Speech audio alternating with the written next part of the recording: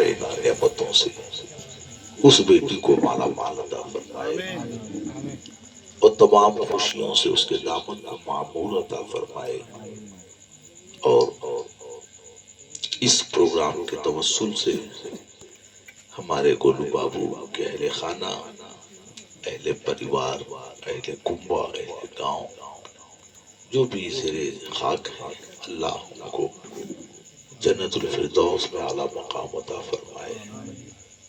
جو بچے ہیں اللہ بلاؤں سے محفوظ عطا فرمائے۔ طبیعت باغ باغ ہو گئی ثنا خان رسول کا یہ طویل قافلہ دیکھ کر، اور اللہ کا شکر ہے ہمارے پاس کسی چیز کی کمی نہیں ہے۔ اگر دیکھا جائے تو پپو بھائی، یہ اللہ کا بے پناہ کرم ہے کہ ایک سے ایک ثنا خان نبی ہمارے پاس موجود ہے۔ فخر القرآن کی شکل میں، قاری شمیم صاحب کی شکل میں، حضرت حافظ و قاری محمد امین صاحب کی صورت میں، اور ہمارے حافظ التوفیق صاحب کی شکل میں ہمارے پاس انمول رتن ہے۔ ساری رات اگر سننا چاہیں آپ سن سکتے ہیں، ایک سے ایک کلام، اعلیٰ سے اعلیٰ کلام، لیکن ہمارا ذوق ان کے یہیں تک محدود نہیں رہتا ہے۔ ہمارا ذوق آگے بڑھتا ہے، کہیں بھدوہی سے، کہیں جون پور سے، دنیا بھر کے متشاعر، شاعر نہیں وہ متشاعر، ان کو اٹھا کے لے کے آ جاتے ہیں، نتیجہ کچھ نہیں نکلتا۔ حالانکہ ان کا غلبہ رہا مجھ پر، لیکن جتنی بھی نعتیں ہوئی، کلام ہوا، حقیقت ہے یہ مسلک اعلیٰ حضرت کی ترجمانی یہی نعت یہی کلام کرتا ہے۔ ہو ہلہ میں کچھ ہونا نہیں ہے۔ کوشش یہی آپ کیا کریں کہ اپنے علاقے کے لوگوں کو فوقیت دیا کریں۔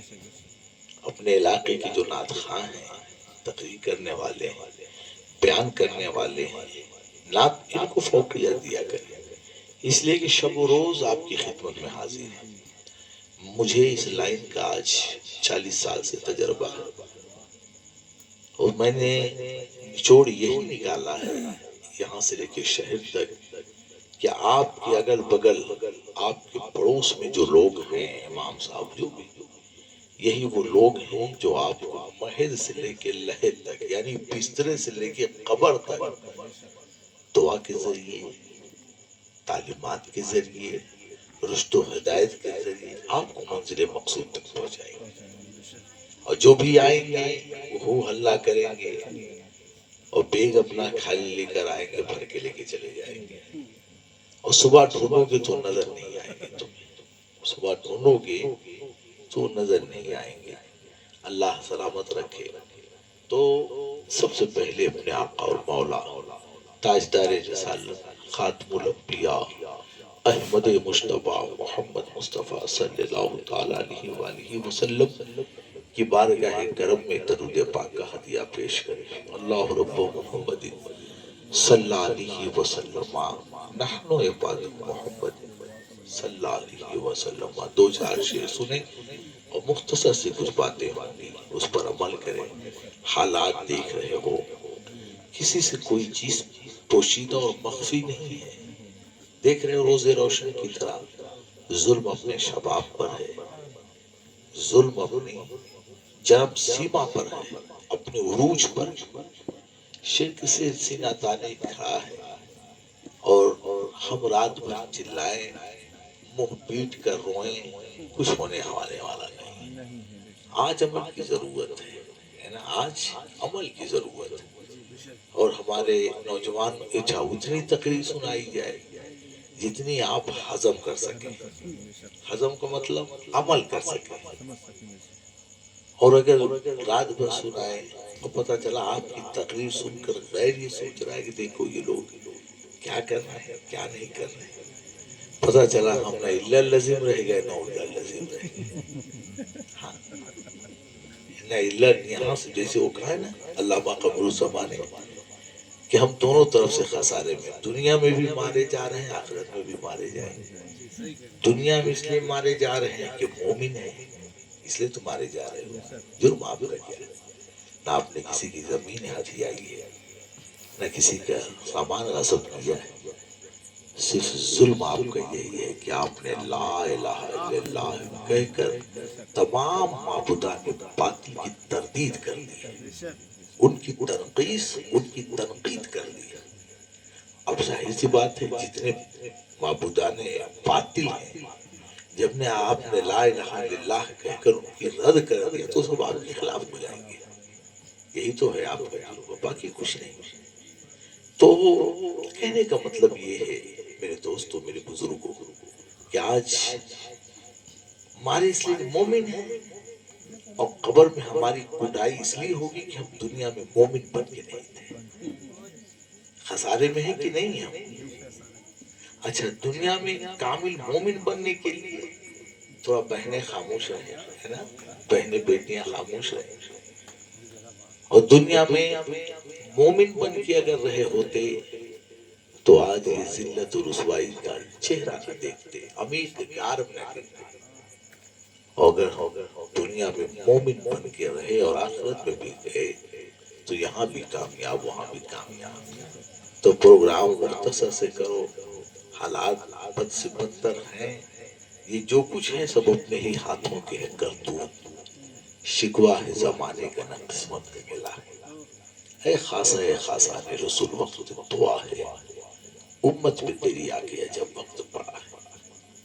جو دین بڑی شان سے نکلا تھا عرب سے، جو دین بڑی شان سے، جس دین کو حضرت اسامہ نے، حضرت سیدنا ابو ہریرہ نے، حضرت سرکار سیدنا حذیفہ نے، عمر فاروق نے، صدیق اکبر نے، بلال نے، عمار بن یاسر نے، عبد الرحمن بن عوف نے، حضرت طلحہ نے، حضرت سعد الاسود نے، حضرت سرکار سیدنا عمر بن عباس نے، عبداللہ بن عباس نے، عبداللہ بن عمر نے پھیلایا تھا.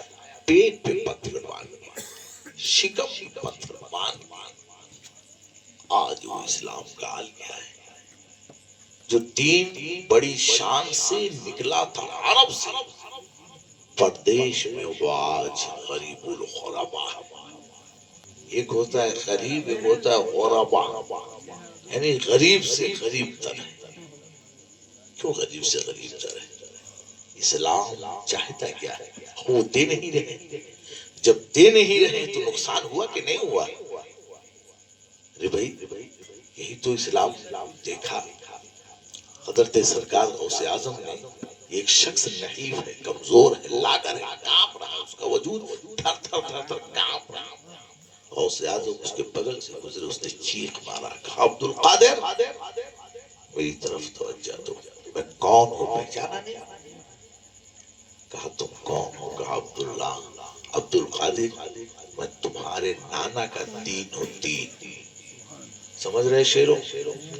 وہ بیچارے جو ٹوپی لگا کے پیچھے بیٹھے ہیں ان کو بھیجو عورت کے بیچ میں. ہاں، وہ کہا لگا رہے ہیں. ابھی انہوں نے ذکر کیا نا بنارس کا، روک ٹکڑے ان کو. معاشی طور پہ اردو جانتے تو آپ بولتے سمجھتے، اردو کو جان رہے ہیں. اور زیادہ آسان کر کے بولوں گا تو ہمیں پر ڈنڈا پڑنے لگے. دونوں طرف سے دقیق اردو بولوں تو آپ کے سر سے اوپر چلی جائے گی، آسان اردو بنوں تو پتا چلا کہ ہم بھی زندان میں چلے جائیں گے. دوسرے دن آپ آؤ گے نہیں دیکھنے کے، ہے نا. وہی ہے نا کہ اقبال نے بڑی اچھی بات کہی ہے، خدا بندہ تیرے آزاد بندوں کی نہ یہ دنیا نہ وہ دنیا. خدا بندہ تیرے آزاد بندوں کی نہ یہ دنیا نہ وہ دنیا. یہاں مرنے کی پابندی، وہاں جینے کی پابندی، ہے نا. تو ہم تو دونوں طرف سے چلے گئے. تو جس قوم کو تباہ کرنا ہے معاشی طور پہ اس کو برباد کرنا. معاشی سمجھ رہے نا، آرتھک طور پہ، آرتھک طور پہ اس کو برباد کر دو، اکنامک. اور صحابہ نے سب سے پہلے اسلام کی جڑوں کو مضبوط کرنے کے لیے آرتھک پوزیشن مضبوط کی، مالی حالت، اکنامک. یہ چیز آپ دو چیزیں، ایک مال اور ایک علم. یہ چیز، دو چیزیں جس قوم کے پاس رہی ہے وہی قوم بادشاہ رہی، وہی قوم شہنشاہ رہی. اس لیے اسلام میں تجارت ہے، تجارت۔ ایک صحابی رسول ہے، پہنچتے ہیں حضرت عبد الرحمن بن عوف، یا رسول اللہ غریب ہوں۔ نبی نے نہیں کہا کہ چندہ لگا کے ان کا خرچہ پورا کرو، نبی نے کہا برتن ہیں، عرض کیا رسول اللہ ہیں، نبی نے کہا لاؤ۔ جب وہ برتن لائے تو نبی نے کہا اس کو بیچ دو، بیچ دیے۔ اور جب بیچ دیے تو کہا رسول اللہ برتن بیچ دیا، کیا کروں اس پیسے کا؟ نبی نے کہا اس پیسے کی کلہاڑی لے کر آؤ۔ کیا لے کر آؤ؟ بولو آپ مجھ سے، آپ سیریس ہو، معلوم آپ گیس پر منہ کھل رہا ہے آہستہ آہستہ، ہے نا؟ تو اسی منہ کو بند کرنے کے لیے اللہ نے ظالموں کو مسلط کیا۔ کیا لاؤ؟ کلہاڑی۔ وہ کلہاڑی لے کر آئے، کہا رسول اللہ کیا کروں؟ نبی نے کہا جاؤ اس کلہاڑی سے جنگل میں لکڑی کاٹو اور مدینے کی مارکیٹ میں بیٹھ کر اس کو بیچو۔ اللہ اکبر۔ نبی نے کہا صحابہ سنو، اگر کوئی شخص رات دن مسجد میں بیٹھ کر نوافل پڑھے اور ایک وہ شخص جو فرائض سے پڑھنے کے بعد بزنس کرے، تجارت کرے، رزق حلال کی جستجو میں رہے اور پھر بال بچوں میں پہنچ جائے تو اس کی نفل عبادت سے اس کا یہ عمل لاحق ہے۔ اسی نے یہودی، اسی چیز نے یہودیوں، اسی چیز کو یہودیوں نے حائز کیا۔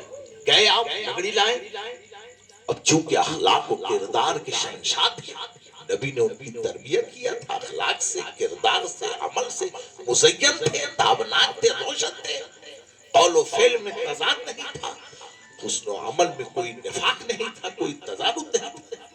وہ جب آئے تو اپنی گفتگو سے، اپنے رفتار سے، اپنے چلن سے مدینے کی مارکیٹ، شہر بازار، آرتھک راجدھانی مدینہ جہاں یہودیوں کا قبضہ تھا، وہاں وہ کچھ چھوٹی سی جگہ، تھوڑی سی جگہ مل گئی۔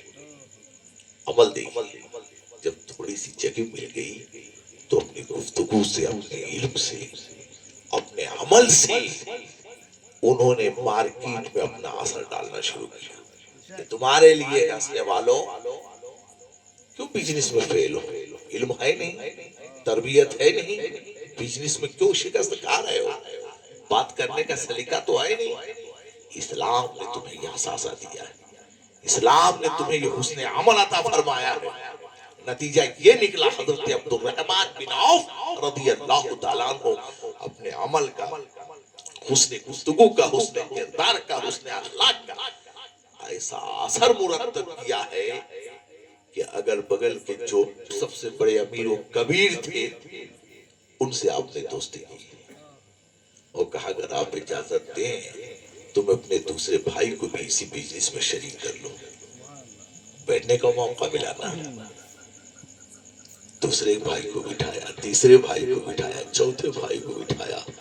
نتیجہ یہ نکلا کہ اس معاشی مارکیٹ سے یہودیوں کے تسلط کا جنازہ نکل گیا اور وہاں پر مومن غالب آ گیا، اور ایسا غالب آیا کہ حضرت فاروق اعظم رضی اللہ تعالیٰ عنہ جنہوں نے 10 سال 6 مہینہ حکومت کیا ہے، آپ نے کہا لوگوں مدینے کی سرحد سے لے کر نیل کے ساحل تک کتے کا ایک بچہ بھی بھوکا مرنا نہیں چاہیے۔ آج کیا ہے قوم مسلم کی، دیکھ لو بھکاری ہم میں سے آتا ہے کہ نہیں؟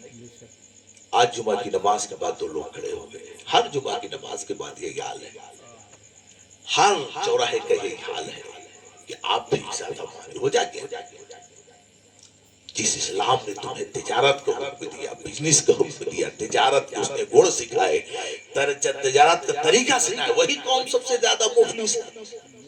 کہیں نہ کہیں چوک ضرور یہ وہ کہہ رہا ہے لوگوں جب دھرتی پر انسان بھوکا ہوگا، پیاسا ہوگا تو اس سے کوئی حسن عمل ہو ہی نہیں سکتا ہے۔ حسن عمل اور حسن اخلاق پیدا